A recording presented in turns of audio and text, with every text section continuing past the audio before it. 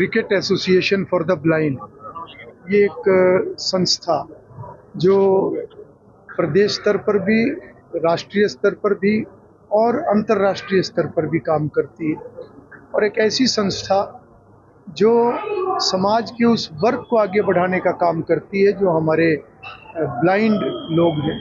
उनमें से जो खेल की तरफ आगे बढ़ते तो वो आगे उस खेल में बढ़ सके, क्योंकि जब दृष्टिहीन कोई व्यक्ति होगा उनके लिए व्यवस्थाएं अलग तरीके से होती हैं, और ऐसी व्यवस्थाओं को ये ऑर्गेनाइजेशन करने का काम करती है जो निश्चित रूप से समाज के इस वर्ग को आगे बढ़ाने के लिए एक बहुत बड़ा कार्य है, बहुत बड़ा सामाजिक कार्य भी है, और मैं कहूँगा कि मानवता के नाते भी एक बहुत बड़ा कार्य है।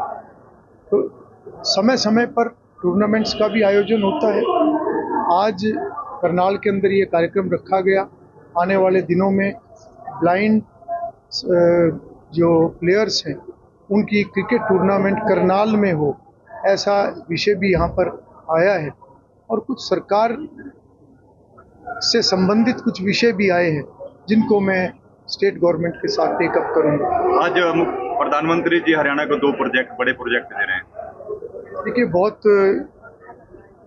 हमारे राज्य के लिए बहुत खुशी की बात है, और समय समय पर विकास की परियोजनाओं को आगे बढ़ाया जा रहा है। समय समय पर माननीय प्रधानमंत्री बड़े बड़े प्रोजेक्ट्स का लोकार्पण कर रहे हैं, उनका शिलान्यास कर रहे हैं।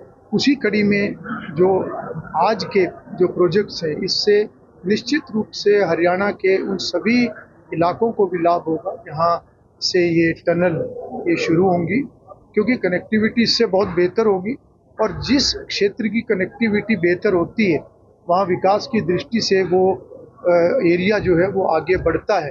और इससे दिल्ली के अंदर भी, खास तौर पर जो एयरपोर्ट जाने वाले लोग हैं या जो दिल्ली के एक कोने से दूसरे कोने में जाने वाले लोग हैं, गुड़गांव की तरफ जाने वाले लोग हैं, बहादुरगढ़ द्वारका एक्सप्रेसवे, उन सभी की कनेक्टिविटी बेहतर होने से सभी को बहुत लाभ होगा। तो मैं उसके लिए प्रदेश के सभी लोगों को बहुत बहुत बधाई और शुभकामनाएं देता हूँ। पूर्व मुख्यमंत्री भूपेंद्र सिंह हुड्डा कह रहे हैं लगातार क्राइम बढ़ता जा रहा है हरियाणा में, लगातार ऐसी घटनाएं सामने आ रही। देखिए, सरकार लगातार, चाहे क्राइम की बात है चाहे भ्रष्टाचार की बात है, उसमें जीरो टॉलरेंस की नीति पर आगे बढ़ रही है, और ग्राफ तो पिछले आंकड़ों के साथ होता है, वो आंकड़े देने सरकार का काम है। परंतु मुझे लगता है कि जिस तत्परता के साथ आज विषय आगे बढ़ते हैं तो उसके लिए तो कहीं ना कहीं एक बेहतरी उसमें दिखती है। राहुल गांधी यात्रा कर रहे हैं, आज बिहार में यात्रा शुरू कर दी वोट चोरी के। उनकी अपनी योजना है, संगठन भी बन गए। भिवानी में जो लेडी टीचर हत्याकांड हुआ है, कई दिन हो चुके हैं, परिवार ने आज भी जाम लगा रखे हैं। सरकार ने एक्शन तो लिया लेकिन अभी तक हत्यारे नहीं पकड़े।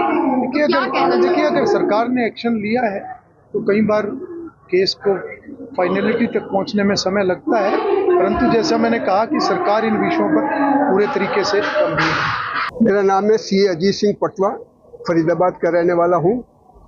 ये 2018 में cricket association for the blind हमने बनाई थी, और तब से लेकर के inter state tournament, international tournament Faridabad, Chandigarh, Gurgaon में खेले हैं ब्लाइंड के साथ में, और हमारे हरियाणा की टीम इंटरनेशनल मैच में पार्टिसिपेट करी है।